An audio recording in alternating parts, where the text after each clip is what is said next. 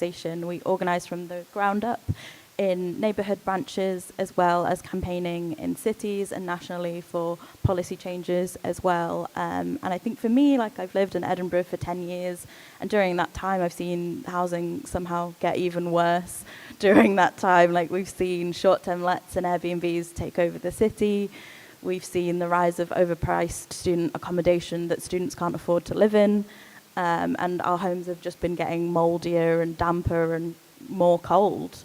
And, you know, I think even a large part of what we do in the union is member defence, so members coming to support each other against repairs issues, illegal evictions, rent increases, and, like, you just hear the most awful stories from tenants facing the most sort of brutal treatment from their landlords, behaving, like, incredibly illegally. And, you know, I think something that's really, like, becoming more common is people's ceilings just completely caving in. Like, we've had a lot of cases of members having that this year. Yeah, that's one of those things, JJ, as you were saying, it seems like almost like you can't make it up. Our homes are literally crumbling around us because our landlords refuse to actually make any updates or keep us safe. So in the end, it's not landlords or the government that's keeping us safe. It's people and members and the power of community organising that's keeping us safe. Absolutely. And I think that really speaks to your book as well, Nick. Could you talk about why it's so important that we bring this, like, Marxist analysis in this class? As you say, like, it's not, you know, the narrative from the state is that landlords provide a service, they provide housing, but as you say, Aditi, it's like your friends, it's the makeshift repairs, it's, yeah, being able to go to someone else's house, like when your hot water is not working. Could you speak to, like, landlords being a different class and why it was so important to include that in your book? Yeah, and dwelling on the Marxism for a minute, I mean, I'm not going to embarrass anyone in the room by asking who's seen their rent go up, but it must be everyone, right? And it's gone up by quite a lot. And the weird thing is that if I'd asked that question in the 90s, the answer would be very, very different. We've come to see kind of rent gouging as a fact of life, and it wasn't always the case, and it needn't be the case. And I think if we kind of take that 90s moment as like a pre-crisis moment and we look at what's changed, since that time, even taking into account population growth, we have something between 7 and 10% more housing per capita than we did. So it's really, really difficult to make a case for shortage. It's impossible to make a case that it's migrants taking all the housing. That's just wrong. So if the idiots are saying, well, there's a shortage and we need to build more, we need to have a better and more sophisticated analysis of what on earth is going on. And the kind of Marxist account is, well, when you deregulate rents, what you get is a monopoly price, so the absolute maximum amount of money that you can extract from the class of tenants without physically killing them. And the Marxist argument is that it's not so much that high house prices are driving up rent, but the other way around, that when you're buying a home, the absolute minimum value of that home is the price that the average landlord would be willing to pay. If it fell below that, a landlord would snap it up. So the price of a home is determined by rents. And of course, we live in a situation when rents are skyrocketing. So when you're a landlord and you're doing your calculation, you say, well, this property can get me so much per year, therefore it's worth this much in cash terms. Therefore, any buyer would have to match that price.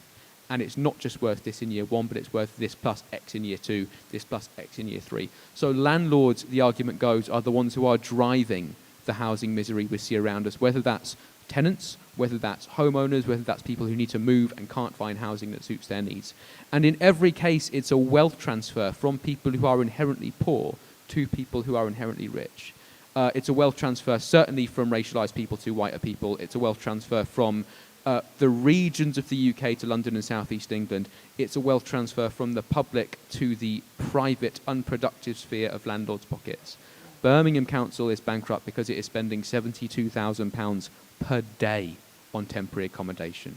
Now, we could eliminate that with rent controls if we wanted to, but we don't. We choose not to. We choose to let Birmingham go bankrupt. They're facing 100% cuts to their cultural funding. They're dimming the street lights. They're firing every single youth worker. The things that make life rich and worth living are being taken away from us because we prefer to spend money on landlordism, and it's absolutely bananas, and it's got to stop. Yeah, thank you so much for bringing up councils paying private landlords, because I think a lot of people don't know that's happening. A lot of housing that is offered to people that are seeking asylum is through private landlords because councils, like, don't own property anymore, and that was seen as like more efficient to sell that off. And this isn't a question I had before, but it's something that we spoke about with like Holly that you brought up, that it only seems now in the media people want to speak about housing crisis because journalists' kids can't afford housing anymore, and I'm so bitter about it. Like seeing, like I mentioned, the Times or the Telegraph before being like, my tenants want everything. They want a working cooker and warm floors. Like, how dare they? To, why can't my kids afford a home all of a sudden? Like, and I want to speak about the mainstream debate around housing. It seems, when I turn on the news like once a year, it seems so far away from my lived experience. You have prime ministers, doesn't matter if they're Labour or Conservative, being like, the answer is to build more homes. We need to cut red tape for landlords, but they never mention rent controls. They never mention council housing. Can we speak about, when we say precarious housing, we're not just speaking about people looking to buy a flat and are £50,000 off their deposit? Like, what does precarious housing mean to you? What are the narratives that aren't included in the media? Aditi, do you want to go first? Yeah, I think you're bang on with saying that it's really like only an issue coming to the forefront now. Like, it's something that people have been dealing with for years, the effects of the housing crisis. And I think what we come across a lot as a tenant and community union is when we're sort of going in the media, making appearances, there always has to be the balance of a landlord saying the worst things you've ever said. And there's really an over-representation of landlords in Parliament, both in Westminster and Holyrood. There's an over-representation of landlords writing think pieces for the Times or lots of other papers. There's an over-representation of landlords on the radio everywhere, and there's not enough experiences of actual people who are struggling, tenants. And I think something we touched on a little bit before as well was that, you know, obviously the figures for homelessness are awful and they're really on the rise, but there's a lot of other people in situations that aren't documented in these figures, which are underreported, as we know. So people staying on sofas, people in really horrible situations who feel they can't move. There's lots of people who are falling between the gaps.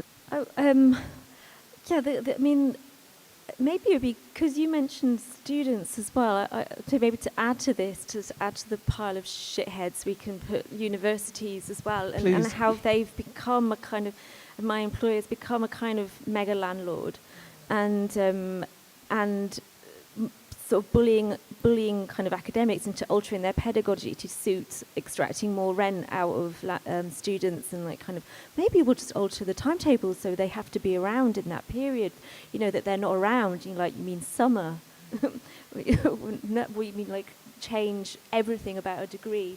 What is this about? And you're like, okay, it's about charging students to be on campus, and it's about kind of colluding with private landlords in the local area.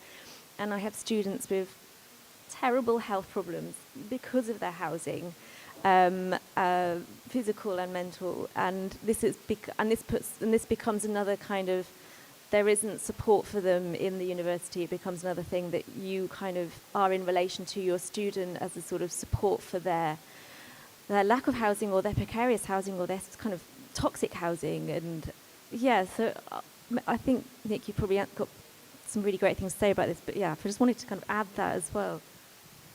Yeah, on the precarity point, it's worth noting that the UK is the only OECD country that reports a homeless population of greater than 1%. The reason being that tenancies, particularly in England and Wales, are so precarious that by some international definitions, tenants are homeless. They don't have the right to stay there for more than 6 months. So we have this vast kind of spike in people who are, by international definitions, homeless, even though by our standards we have a home, and it's bananas. I think you mentioned, JJ, about we don't talk about rent controls. What was interesting is when, with the current renters reform bill, Angela Rayner had to stand up in Parliament and defend her position against rent controls. And it was nonsense, but what was interesting is that didn't happen with the last bill. That was an unimaginable conversation in, say, 2017, the high point of Corbynism. No one was even talking about secure tenancies, and now they're talking about rent controls. Why? Winning rent or winning them in Scotland, because renters' unions all over the country are making this very, very powerful and realistic demand, and suddenly the state has got to deal with it. Absolutely, yeah. I want to really shout out, when I first moved to Edinburgh, this was like a big news story about rent control for the first time, thanks to Living Rent.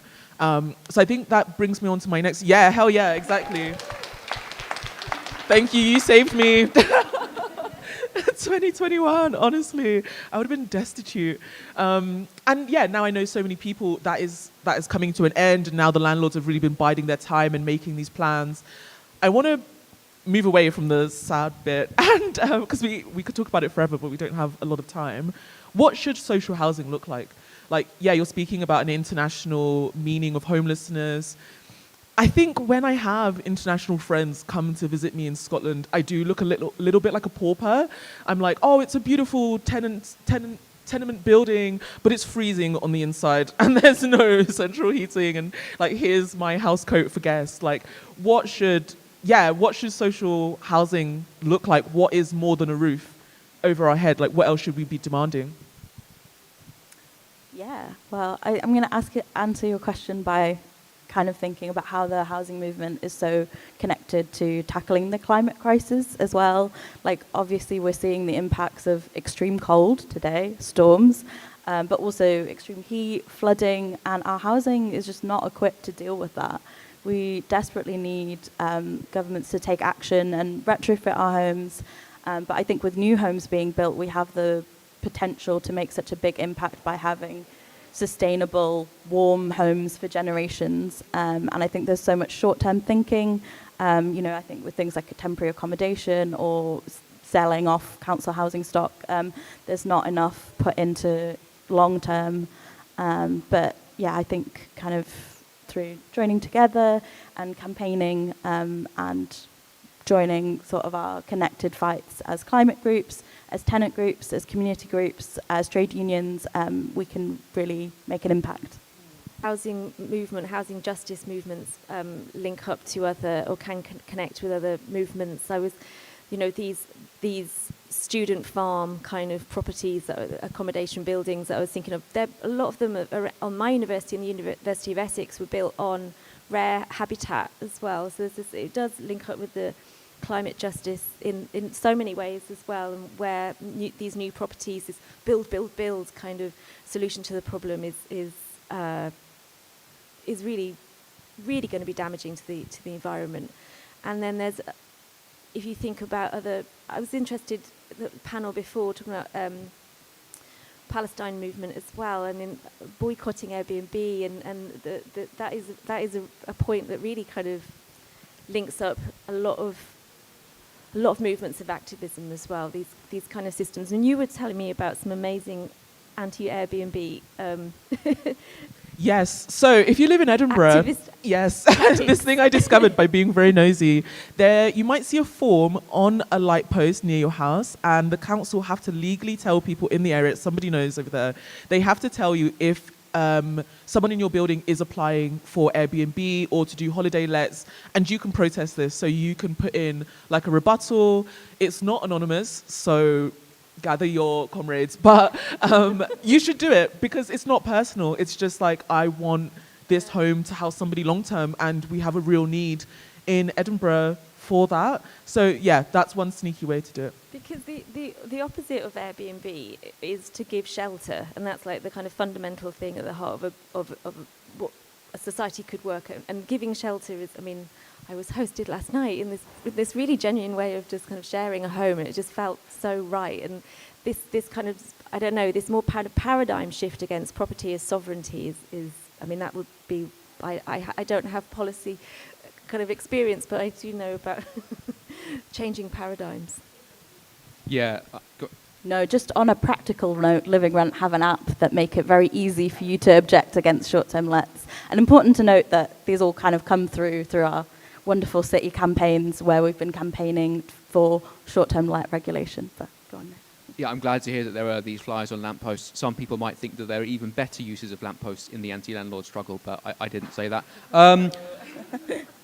In terms of what council housing should look like, I think there are much, much better thinkers than me, feminist thinkers, communist thinkers, working out what future ways of living are, what kind of post-nuclear household ways of living are. The thing I'm really interested in is making the case about landlord abolition as a very, very feasible and very, very necessary state of affairs to create the conditions under which we can think better about family abolition, about more communitarian ways of living. And one of the arguments I make in the book is like the very, very close collapse of landlordism in the mid-70s, when it had gone down from about 60% of housing to about 7 or 6, and it wasn't just declining, but the pace at which it was declining was accelerating. And everyone was completely convinced that landlordism as a phenomenon would just disappear, and we would have this kind of blank canvas to start again and build the future we wanted. Of course, our friends and comrades, Thatcher and Blair, took that away from us. But, once we've abolished landlords, that's when we do that important thinking. Yeah, that was literally my next question. Thank you so much for saying that. Should we abolish landlords? Nice. We know we can live without them, and I think the option that's put on the table about landlord abolition is a shrinking of the proportion of homes that are controlled by landlords. It's not a shrinking of the number of homes. And it's kind of impossible to paint that as a bad thing. What do you mean that there would be more owner-occupiers, more council housing, more social housing? And what's amazing is just how popular that anti-landlord thinking was at that moment of collapse in the 70s. And everyone on the left and right agreed it was good. Now, if we think about the private rented sector shrinking, everybody screams and jumps up and down. I was doing an event in Toppings a few months ago, and a landlord saw it advertised and came to the shop and complained that it was a form of hate speech. It's a form of hate speech I'm very comfortable with, but it's critical that we abolish landlords. I'm landlordist. Yeah, I'll say that on record. I'm interested in the research that you've done in different areas of your life. So Nick being a lawyer, Holly being an author, Aditi being a campaigner. Is there a precarity that you have discovered that has been new to you? You talked about people like falling through the cracks. What has it been like to speak to people, to do the research like into your work? What have you discovered? Anything that has been surprising to you, or something that, is excluded from mainstream narratives about what housing is like in the UK?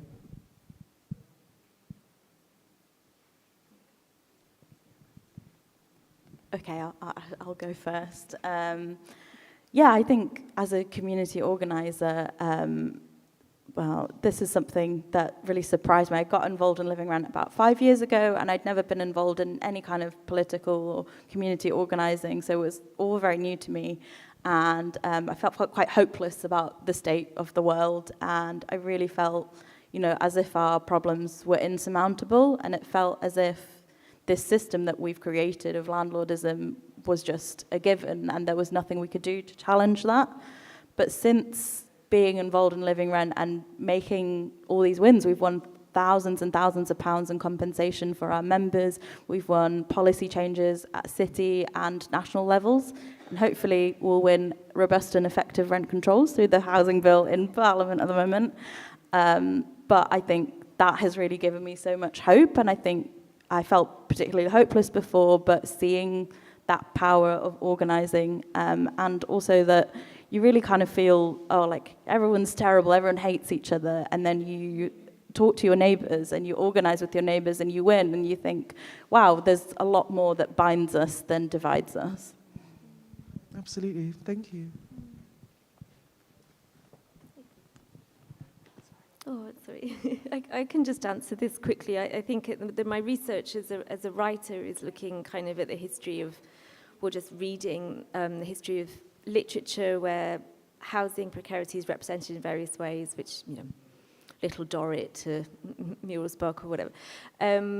But also as an educator and as a working in higher education, and I run workshops that experimental writing workshops that a kind of corruption of the census form that we kind of turn into a kind of practice for experimental writing, and it allows people to write up their housing kind of story, their housing testimony, but mixing it with dream narrative and fantasy and some horror fiction methods as well. And if you bring all that together in a kind of workshop, it's been really interesting just working with specific groups like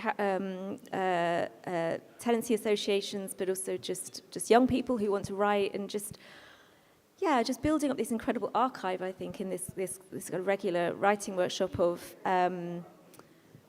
what people want from home, and just realising how out of grasp that has been and how simple it could be. But I think it definitely comes back to this sort of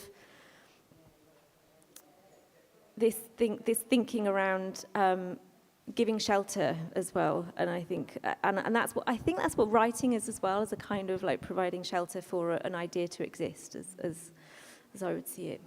Amazing, thank you. Nick?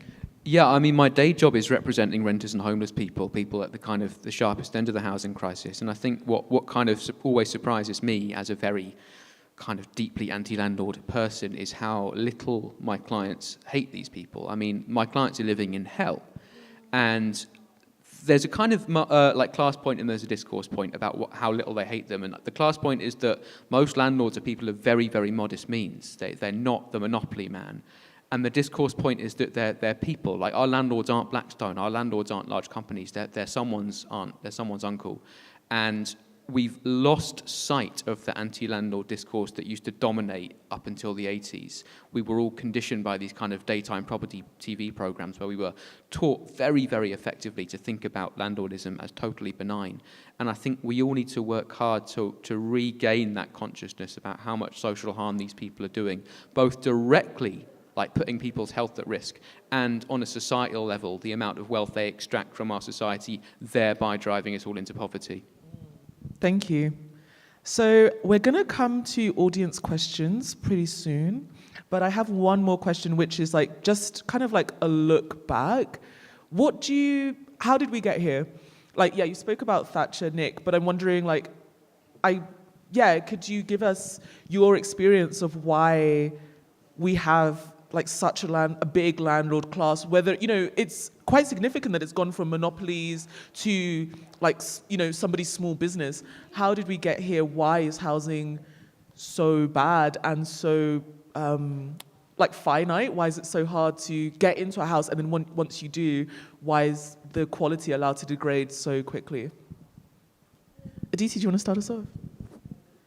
Okay. I think as Nick was kind of saying, we've really come into this model where people can't envision the end of landlordism, and people are not looking historically to a time when that wasn't the case. And I think as well as obviously the rental system being a mess, like we're seeing the impact of austerity on all of our services. We're a country that comes to a halt whenever anything happens.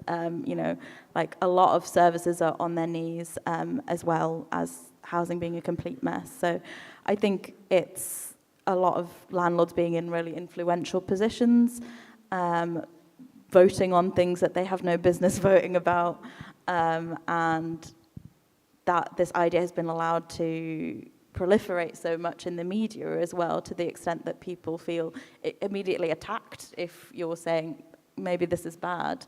So I think it's a really big shift in the mindset as well, and kind of a change in culture, as well as sort of things that have happened through policy and legislation too. Buy-to-let mortgages. Yeah. What was that? Sorry. Yeah. It was that in the 90s, the New Labour buy-to-let mortgages that just created a sense that a second property was an investment, and that's where you got lots of buildings that were built especially for buy-to-let mortgages. So buildings that weren't built as homes, but buildings that were built for a landlord's profit. So very strange and awkwardly shaped, cheap flooring, cheap walls, and that became a sort of, I guess, a kind of class swerve in that created a kind of difference among people. But yeah. That reminds me of Landlord Grey. When you go to somebody's house and it's like all grey. Magnolia. But and my Mr. Boothroyd, my mum's like grateful to Mr. Boothroyd for not making the rent so high it would kill her. It's like, thank you, Mr. Boothroyd.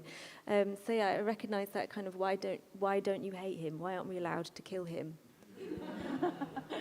Yeah, it's obviously great fun to blame Thatcher, and we should, but I think in a way it's almost more important to blame Blair, because what you had throughout the 20th century was Conservative governments would come and liberalise renting laws, but Labour would always come back and tighten them up again. And because land is a long-term investment, that was a problem for land speculators. And there's this amazing quote in the book from the 70s where a land speculator says that, well, you don't allow your best china to be washed up in a kitchen where a very careful dishwasher is occasionally replaced by someone who throws the china about. And you're like, well, first of all, that's actually an insulting way to talk about our homes. And second of all, they're right. They've got a point. So Thatcher obviously does the kind of slash and burn policy that she does. But Blair then comes along and says, don't worry, I'm not changing anything back. You can go wild. And they do. So, he created the conditions for the landlord-dominated housing economy that we're living in now. He created the conditions for the present housing crisis. And what's important to remember is some of the crooks who did that back then are currently in Keir Starmer's government, and these people should never know peace. Exactly. I was going to be like, oh, somebody downstairs said they shouldn't be allowed to walk around free. But I'm so glad that you took ownership of that, because it's true. And yeah, they've come back. They're like, oh, everybody's forgotten. Let me now be a political advisor. Let me be prime minister. They're walking around and they're back in government, and they have that same veneer of things are going to change, but secretly saying to the business lobby or the landlord lobby, don't worry, we're not going to change anything. So this is such a crucial moment to demand better and to be we're watching you. We know what you did last time. We're not going to be hoodwinked. Things actually need to change. This is what change means to me. So on that note, we're going to open up to the audience. Does anybody have any questions? Does somebody from the team mind helping us with the roaming mic? And just raise your hand. Okay, we got one question here. Thank you so much.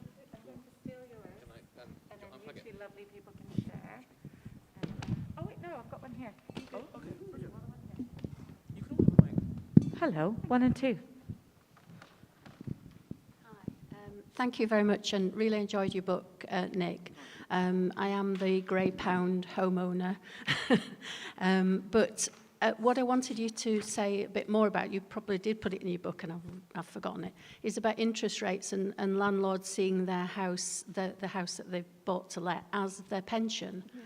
And what does that make in terms of low interest rates and the fact how complicated it is to run a house to rent. I'm not a landlord, but I would imagine that it's complicated doing a lot of the things that they have to do. But then that house either has no equity in it or it has lots of equity in it, depending on the interest rate. So can you say more about why people would use a house as a pension and what the alternative is pension-wise? Stop. Yeah, in a way, you're absolutely right. I mean, you would be stupid not to be a landlord. It's the only game in town, then it's free money. And you're right that for a lot of people, it's their pension. I think one of the really kind of horrible things about our society is things like the TikTok phenomenon of landlordism, kids talking about how to flip properties. And in a way, I completely get it. We live in a society with terrible wages, with no pensions, with crumbling public services. Why would you not get into the free money game? It really is the only game in town. But if you're going to do it, you have to be aware of the direct harm you're propagating. It's not difficult to be a landlord. You have to do virtually nothing. And it's funny, I was reading case papers the other day, the private correspondence between a buy-to-let landlord providing temporary accommodation and a local authority. And he was mortgage-free, and the local authority said, listen, we've got this homeless person, can she have it for £1,300 a month? And the landlord said, I'll do it for £1,400 because that's the way the market's going. He could just ask for unlimited free money, and he did, and it's grotesque. But yeah, it's pretty much the only economically viable activity in this society.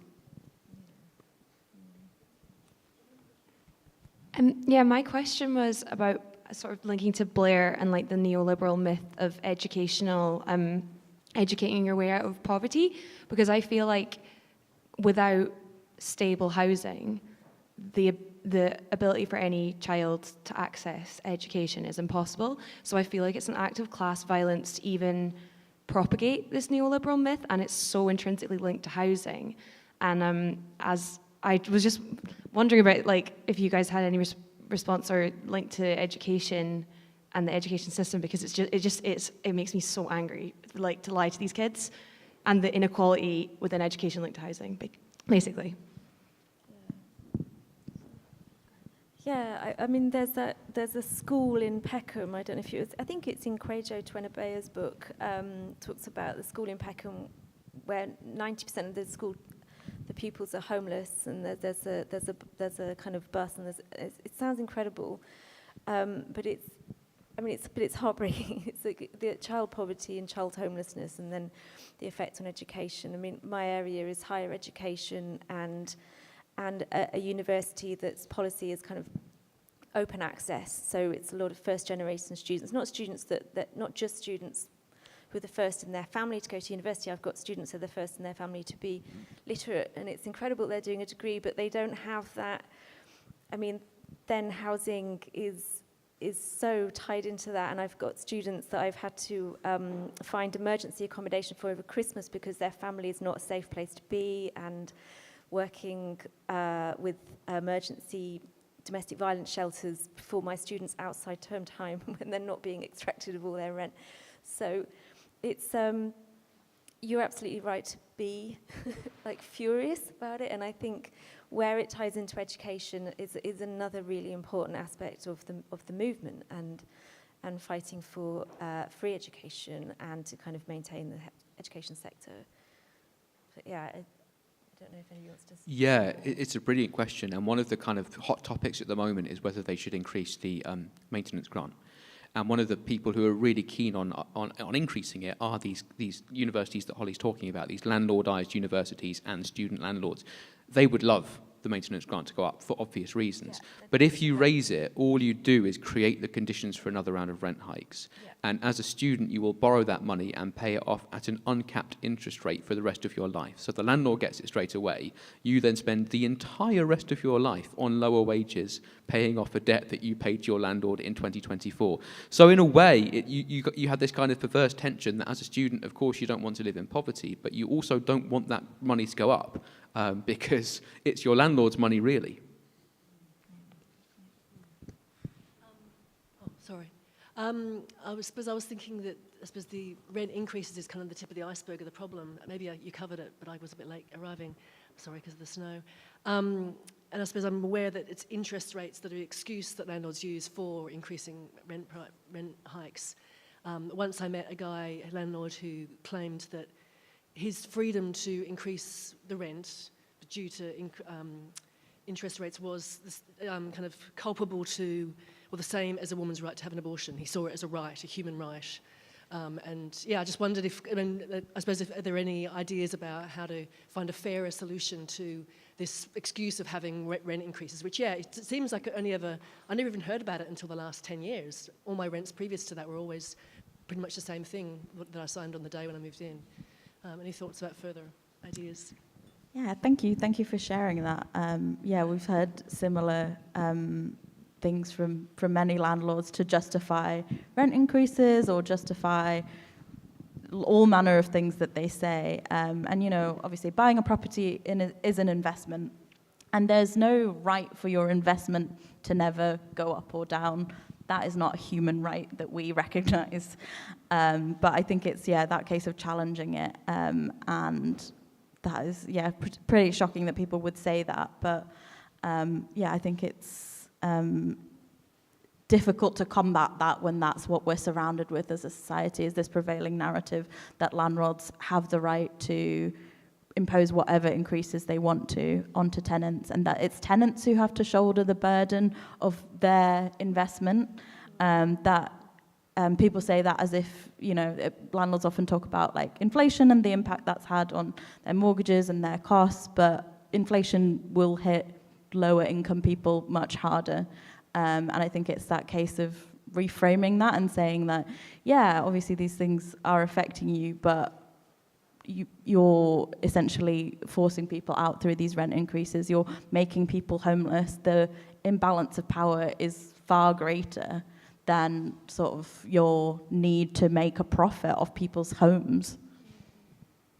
Well, Mark's nerds are obsessed with interest rates, so thank you for the question. What's interesting is the reason why landlordism was nearly abolished in the 70s was that they were pincered between very, very strict rent controls and high interest rates. So in some cases, rents were like 5 to 10% of people's wages. They were very, very low by law. And at the same time, interest rates meant that landlords' mortgages were going up. What this meant was that it was simply unprofitable to be a landlord. They couldn't afford to carry out basic repairs. They were going bankrupt, and they were forced to sell up. They were forced to sell up at bargain basement prices to new homeowners, to social housing providers, and land became cheaper as a result. We could build more council housing. So we can weaponize interest rates. Interest rates can be our friend as long as rent controls are in place to stop landlords from weaponizing them. Okay, a plug on universities. If anyone wants a really good book from 100 years ago on this, Upton Sinclair's The Goose Step, which is about Columbia University buying up chunks of Harlem in 1923, and it's been going on ever since. My question is about like some crude thinking, right? Like, I don't have any trouble hating my landlord, right? You know, when I go to work, I'm just like, oh yeah, like half the time I'm at work, I'm doing it for some dude, right? Then it's not for me. It's stupid, right? I hate him every day. But like, it strikes me that, like, in some ways the argument is a sort of losing argument, right? Which is that the argument that we need to be making is for the massive devaluation of property within the country immediately. And that this is actually hugely unpopular as an argument. As a movement, like, maybe it can be popular, but as an argument, it's absolutely fucking useless. I guess I'm always very interested in like the types of arguments that might cause massive devaluation, crashing currencies, annihilating the potential for the economy to reproduce itself. But like, what do we do with this thing which is so stark? Like, if you say, even dropped the price by 20%, you would literally crash the economy and crash the currency right now. It's a really good question, and I think what defines this horrible situation for our generation is obviously tenants hate paying more rent. Obviously, it hurts every time the landlord says, I'm putting the rent up and we pay. But at the same time, every time the landlord raises the rent, that contributes to the value of the housing market. And the housing market is in no small part the national economy. And if the national economy crashes, we know who suffers first. It's poorer people, it's racialized people, it's women, it's migrants, it's people with disabilities. So in one sense, we desperately, desperately, desperately need this problem to be solved. In another sense, it's really hard to solve it without crashing the economy. So we are dependent on our own exploitation in that sense. It's a very, very tense position to be in, and it's Thatcher and Blair who put us here. Hey, I just wanted to ask if anyone had thoughts on any countries that have kind of got this right within Europe or further afield in terms of the blend between social housing, private rented sector, or whatever in terms of regulation, in terms of government policy. Thanks. Yeah. There's a little rainy island off Europe called the United Kingdom, which for 100 years, between about 1917 and 1988, had a really banging system of housing rights, strong tenants' rights, strong rent controls, a huge proportion of social housing. Of course, it wasn't perfect, but I think what's really interesting is we don't have to look beyond our own borders and our own history to find a system that really works, and we now have this kind of uniquely bad problem. It's really odd. Yeah, I think also looking around at other countries for inspiration as well. Like, I think it's maybe hard to find a perfect example of places, but you know, like France has a winter eviction ban. We really want that to be included in the housing bill coming up. Yeah, looking at places like Vienna or Germany, like I think there's bits and pieces that we can take as inspiration, and then we can create, hopefully, a perfect housing system at some point in the UK. But yeah, looking historically and looking at where, you know, loopholes have been created in other places. You know, for instance, looking at the Renters Reform Bill in coming up in England and Wales, and they're having looked to see how, you know, in Scotland, like since we've had a rent freeze and then a rent cap, there have been significant loopholes around joint tenancies and between tenancies. So people down in England and Wales have been inspired by that, and to see like how we can close up these loopholes. So I think looking at bad practice to see where we can improve as much as good practice as well. Hi there. Apologies, because I've wandered into this late, and maybe you've talked about it already, but whilst it's really clear there is a lot of room for improvement in terms of rights and regulation, one thing I haven't heard you discuss yet is enforcement. And I'm aware that local authorities have had their budgets cut massively over the last 15 years, certainly, but for longer than that. And they are the bodies that have primary enforcement powers over landlords at the moment. I happen to know that there are many local authorities in this country who have never taken a prosecution under the Protection from Eviction Act. So I'm curious as to what you think of the current enforcement landscape and what you think the enforcement landscape ought to look like. Yeah, I mean, it's a good question, and there was a really interesting report that Croydon Council commissioned into itself, saying, you know, why are we so rubbish? And what they found was that their housing department was 50% understaffed, morale was through the floor, you know, as you say, never brought a private prosecution. Why is that? Because they've got no money. Why is that? Partly because something like 50% of their budget goes on homelessness and temporary accommodation costs, so it's caused by landlordism. And partly because if they wanted to hire more staff, they would need to pay them the wages that would allow those people to pay Croydon landlords Croydon prices. So it's landlordism. Everything boils down to the cost that the state bears. Eastbourne Council was complaining the other day that 50% of their budget goes on temporary accommodation. So if you're a ratepayer in Eastbourne, half of your entire council tax is immediately passed on to a landlord. So the hope I have is that when you start to deflate that, there is much, much more scope for that kind of enforcement action to take place.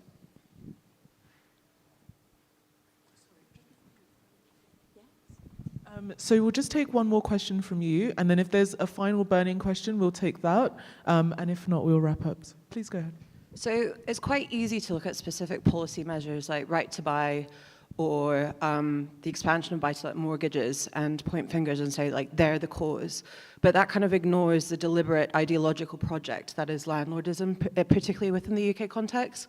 So in England, and more so in Scotland, 97% of landlords only own one property, which is quite different from what we've seen elsewhere in the OECD, which, you know, Germany and Spain all have massive corporate landlords. So what is the purpose of landlordism, especially if you're historicizing it, when the state made it readily available for working class, middle class people, as opposed to the more corporate landlords that we've seen elsewhere?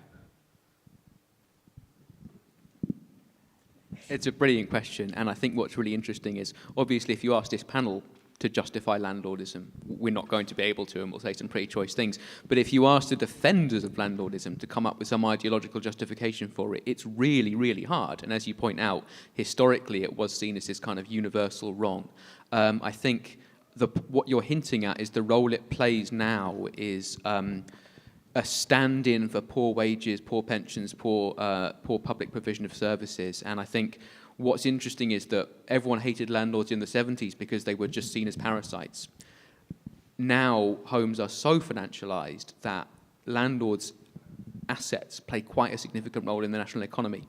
So they've moved from being parasites to being these kind of buccaneers of the British economy. So it's tense and it's dangerous. But I think, you know, that was the harm of Thatcherism, was that it put them in these like economically critical position. Even though no one can come up with a compelling defense of why they should be there in the first place. I would say as well, like, going back to Thatcher, but that rise of individualism and that move away from, you know, community and society, and the idea that the goal is to make as much profit for yourself personally. And I think, you know, it's a shame that that's kind of coming up in a new generation, as you said, sort of TikTok landlords, and that idea of like passive income, like you shouldn't work, you should just rent someone a substandard house and be a landlord, and that is a way to have an acceptable and wealthy life. So I think it's all part of that as well.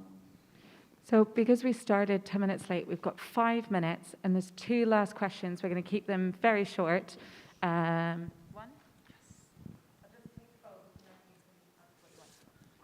Thank you. Yes, so I moved to Scotland from Boston in the States, where I was working out of a homeless shelter based in a university. And in Massachusetts, we constantly saw this tension between rent controls and affordable housing minimums, and builders just not making more housing. And so when we got those kind of what we thought were short-term wins housing shortages would increase, and it was kind of devastating. And I'm wondering how we should reconcile the sort of stopgap need for more housing and more building, a kind of YIMBYism, with a long-term movement for affordable housing.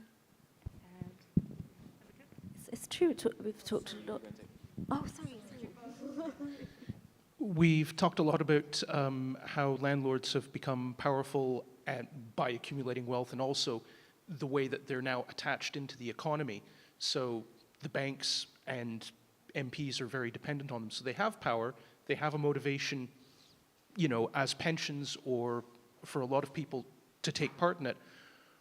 What does each one of you think would be a lever, if you can imagine yourself in the role of a landlord, what would be a lever that would cause you to be away from that position of power? What's more powerful than what you've got and what you foresee getting that would get you to stop being a landlord? What have we got? What's our power over that? I was just going to say something about housing developers and developers having too much power, but actually I feel like there could be a better sort of way to bring those two questions together. No, absolutely. Go for it. Say what you were going to say. No, I don't have it. I was just imagining there would be. Yeah, absolutely. I think developers do have too much power. Like in the planning process, even in Scotland, developers have the right to appeal, communities don't. So it means that profit rather than community need is driving a lot of these housing decisions. And as you said, there's that tension between bringing rents down or stabilizing them through rent controls and then not having enough housing. So I think it is difficult, but I think it's the case of there's not one solution to the housing crisis. It's that we need to be adopting all of these measures as well as rent controls to stabilize rents and bring rents down. We do need money put into new social and council housing for people to move into, and to really interrogate that idea of what affordable is, because a lot of these definitions of affordable housing don't match up with the realities of our wages, or are being created by people who have absolutely no idea what people's lived experiences are like. So I think ensuring that tenants are in those decision-making spaces to interrogate these ideas of what is being decided for us and not with us. Yeah, on the power over landlords, I think it really does depend on the state to regulate them out of existence, and we know that's possible because we've done that before and we can do it again. And on the other question about, if we have rent controls, they will stop producing new housing. I mean, I really encourage everyone to interrogate that kind of thinking. I really ask people to put them to proof that there is a shortage, particularly when we see that kind of 9 to 10% increase in housing since the 90s, and make them prove that there is not enough housing.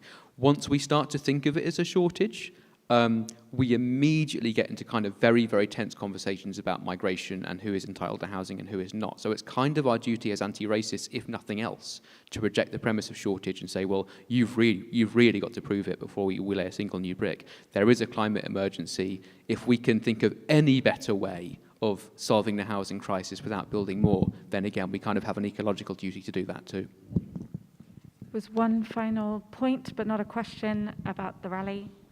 I'll be very brief. Living Rent's holding a rally for rent controls on Wednesday at 6 p.m. outside the Scottish Parliament before MSPs debate and vote on the housing bill on Thursday. This is the result of 10 years of organising and campaigning across Scotland. So we need to show strength in numbers and get as many people down as possible. So be outside the Scottish Parliament at 6 p.m. on Wednesday. Thank you very much. Yeah, it's not my job to answer the questions, but about the power of landlords and what would get you to stop being a landlord, I think more people joining a union, when landlords see that you're well informed and know what you're speaking about and you have people backing you, in my experience, they get a bit more scared and realize they actually have to follow the law.